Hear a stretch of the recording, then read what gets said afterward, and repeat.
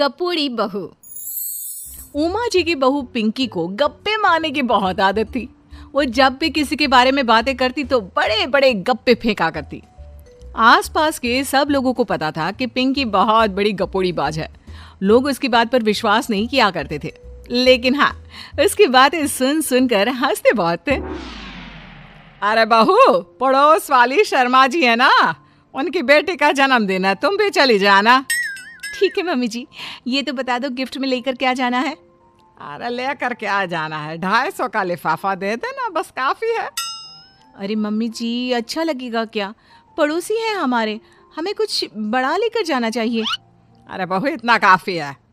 जानती हैं आप, मेरे मायके में जब पड़ोस में किसी की बर्थडे होती थी ना, तो मम्मी कुछ ना कुछ गोल्ड का ही देकर भेजती थी। पड़ोसी के बर्थडे में सोना? कैसी बातें करती हो। और नहीं तो क्या, आपकी तरह थोड़ी ना लिफाफा पकड़ा दिया। पिंकी शर्मा जी की बेटी के जन्मदिन में चली जाती है। अरे आज तो बड़ी सुंदर लग रही हो साड़ी में।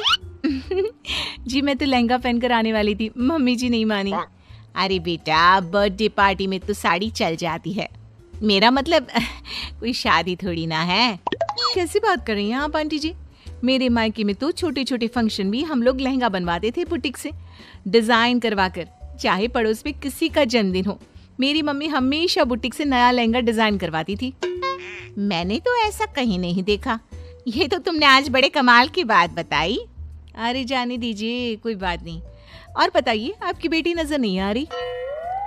अरे भाभी, मैं यहाँ हूँ, ये देखिए मेरा ड्रेस कैसा लग रहा है? ठीक ही है, मतलब बर्थडे के हिसाब से थोड़ा हल्का है ना। अरे भाभी, इतना सुंदर गाउन पहना है मैंने। मैं ना शादी से पहले अपने बर्थडे पर हमेशा जरी वाला लहंगा पहना करती थी, यही मैं तुम्हारी मम्मी को भी बता रही थी। इसके बाद केक काटने का प्रोग्राम शुरू होता है। सब लोग इकट्ठे हो जाते हैं। शर्मा जी की बेटी का केक देखकर पिंकी से रहा नहीं जाता। उसके अंदर का गपोड़ी बाज बाहर निकल कर आ जाता है। अरे इतना छोटा सा केक! अरे बेटा, मेहमानों के हिसाब से ही है, जितने लोग इतना बड़ा केक। आंटी जी, कम से कम 4 या 5 मंजिल वाला केक तो बनाना चाहिए था। आपकी बेटी का बर्थडे रोज रोज थोड़ी ना आता है।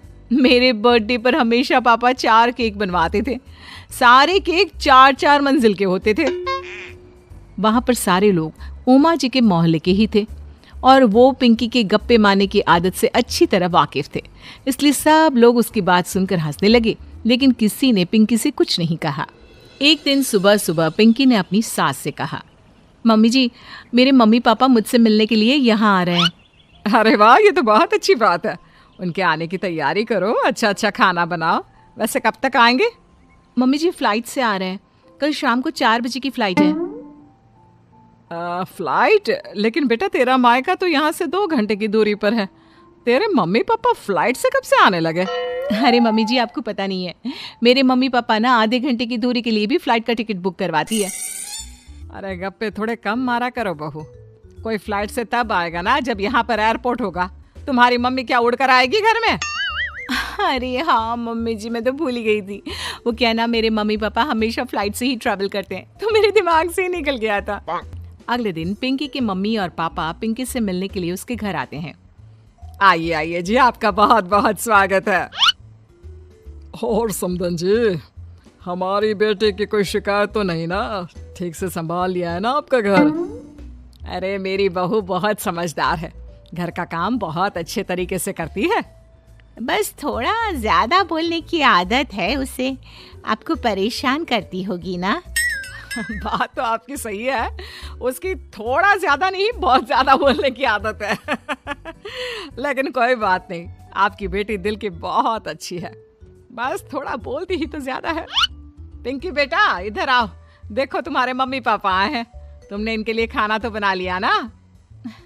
वो क्या है ना मम्मी जी, आपसे एक बात कहनी थी। हाँ हाँ बोलो बहू, क्या बात है, डरने की कोई जरूरत नहीं। वो मम्मी जी, मैंने सोचा मम्मी पापा आए हैं तो खाना बाहर से मंगवा लेती हूँ।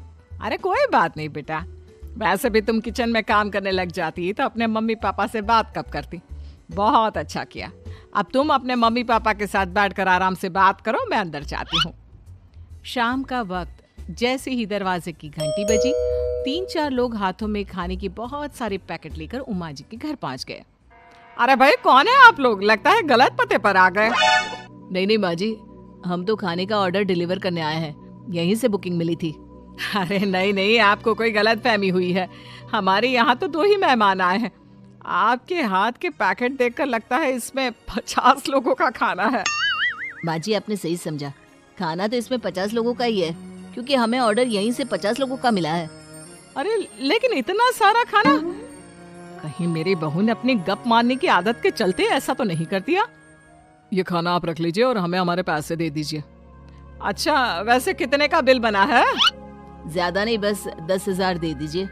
उन लोगों की बात सुनकर उमा जी पिंकी को आवाज देकर वहाँ बुलाती है। जैसे ही पिंकी वहाँ आती है, खुश होते हुए उन लोगों को वहाँ पर खाना रखने के लिए कहती है। अरे इतना सारा खाना क्यों मंगवाया बहू? अरे मम्मी जी, मैंने आपको बताया तो था, मम्मी पापा आए हैं तो मैं खाना बाहर से मंगवा रही हूँ। ये बात सही है बेटा, लेकिन 2 लोगों के लिए 50 लोगों का खाना? अरे मम्मी जी, कुछ कम पड़ जाए तो अच्छे थोड़ी ना लगता है, और मेरे मायके में तो ऐसा ही होता है, एक्स्ट्रा खाना मंगवाते हैं हम लोग। तभी पिंकी के मम्मी और पापा वहाँ पर आते हैं। अरे बेटा, एक्स्ट्रा खाना मंगवाने का मतलब ये थोड़ी ना होता है कि 2 लोगों के खाने के लिए 50 लोगों का खाना मंगवा लो। और बेटा, तुम्हारी गप मारने की आदत के चलते 10,000 का बिल आया है। तुम्हें नहीं लगता ये गलत है? देखो बहू, बढ़ा चढ़ाकर बातें करना अपनी जगह, लेकिन इतनी बड़ी बड़ी फेंकना भी गलत है ना। पहली बात तो इतने सारे पैसे लगे, और दूसरी बात खाना वेस्ट होगा। आप लोग ठीक कहते हैं, मैं आज के बाद अपनी इस आदत को कंट्रोल करने की कोशिश करूंगी और अब से गप थोड़ी कम मारा करूंगी। पिंकी की बात सुनकर सब लोग हंसने लगे।